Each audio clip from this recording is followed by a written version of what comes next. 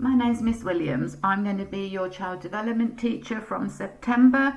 I just want to run through a few elements of the course, give you an idea of what it is, how it works, and set you some work for over the summer.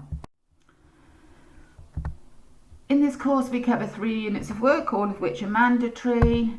R018, Health and Wellbeing for Child Development, R019, Understanding the Equipment and Nutritional Needs of Children from birth to 5 years, and R020, Understanding the Development of a Child from birth to 5 years.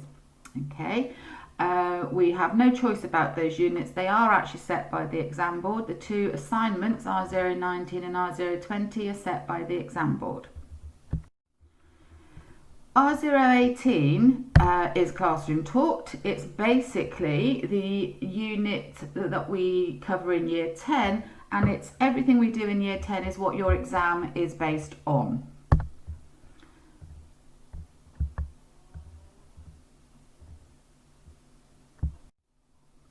It's broken down into 5 learning outcomes. I'm not going to go through them all, they're there for you to read, but it's important for you to know we need to cover all 5 learning outcomes, and the content of R018, which the written exam is based on, is worth 50% of your final grade. You will take a mock for this exam in December, and you will take the written exam in January 2022.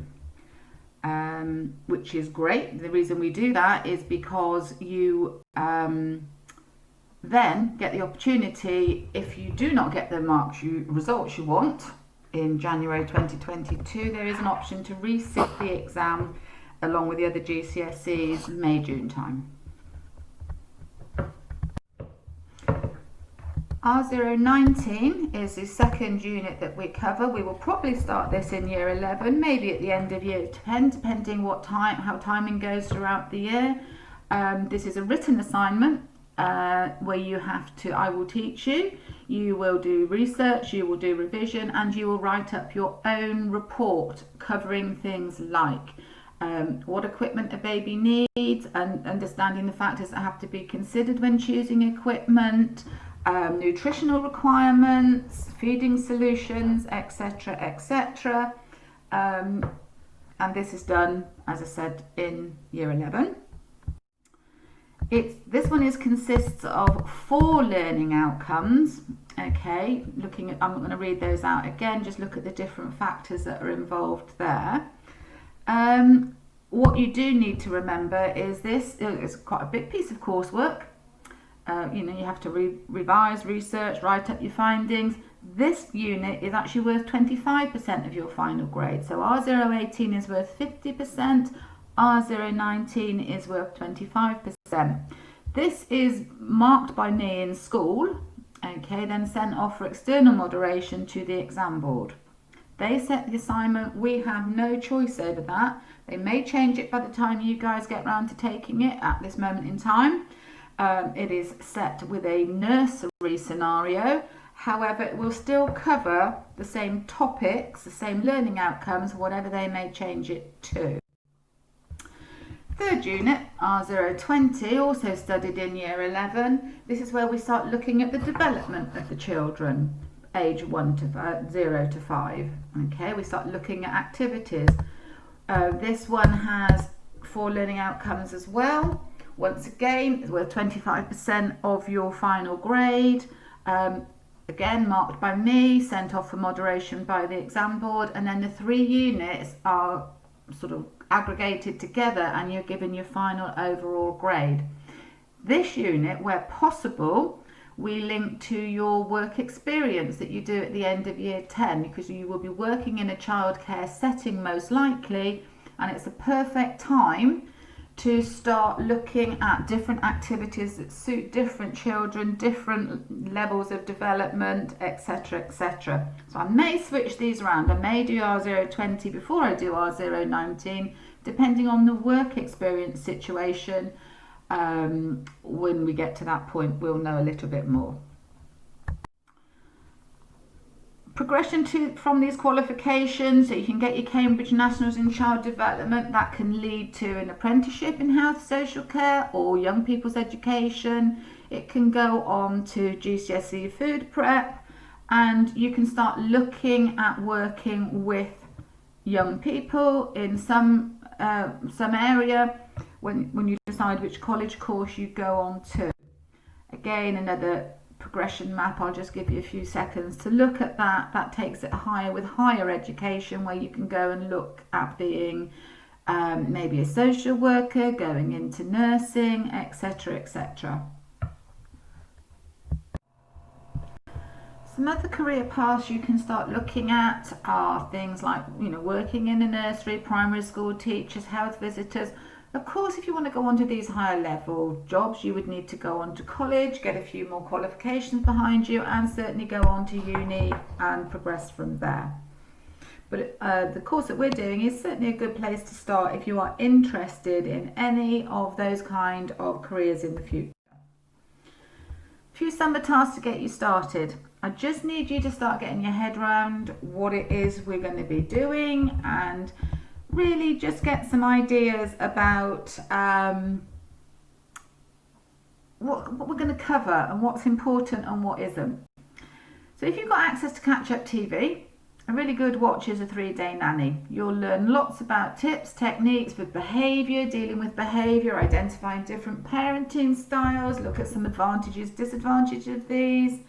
I'd also like you to think about some of the factors to consider when planning to have a baby. Is it important to think it through first? Why? Finance, for example. What do you think of the costs involved? What equipment are you going to need? Will you be working? Are you working? Where do you live? Have you got enough space? Is it a suitable home for a baby to bring a baby into? Babies need lots of space, lots of room, not just for all their equipment, but their clothes, their toys. They take up a lot of space. Age. Do you think age is an important factor when planning to have a baby? Are you too young? Are you too old?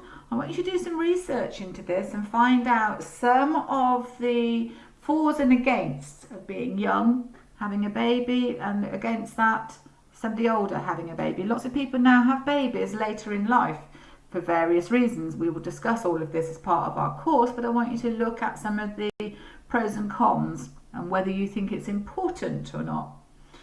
Having a support network around you, do you think that's important? Do you think you're going to need your friends and family around nearby to help you? Are you thinking about returning to work if you're currently working? Would you need to think about the cost of childcare if you don't have a support network around you? Would going back to work cost you more in childcare than you would earn? Lots of factors to think about. So I want you to start thinking about these. And I'd like you to put together some form of a report, presentation, that we can all share in September, okay, to answering the questions on the previous slide. Doesn't have to be massive, it can just be a list of points, your suggestions, your responses, your thoughts on the matter. Use your own family. You ask them, ask mum, dad, cousins, aunts, nieces, nephews, brothers, sisters that maybe have got children.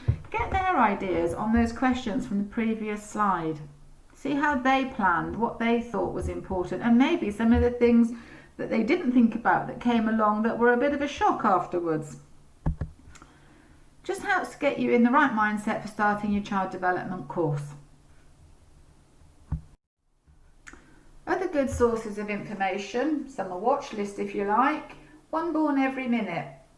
Okay, of course you have to have access to Catch Up TV because these aren't all on at the moment, or on demand or something like that. Emma Willis, Delivering Babies, that's a really good watch. There's lots of things, I mean the whole process is different for everybody, but there's lots of things that you may not have even considered that come up in that. 16 and Pregnant can be a little bit shocking sometimes, but again that's very young people having babies, not always in the best situations, either financially or accommodation wise, and how they cope and the effect it has on them. Super Nanny. It's a little bit old fashioned that she is now, but that said, she still does a lot of good work with children. If you've got any questions at all, you can email me. Okay, if you have any questions or concerns about anything that I've said, if it's not what you're expecting, not what you were expecting from when you read about the course, or anything at all you want to ask me, please email me. You've got my email address, it's pretty much the same as yours, and I will get back to you. Other than that, I hope to see you all in September, and that we're going to have a really good course for the next 2 years. Bye.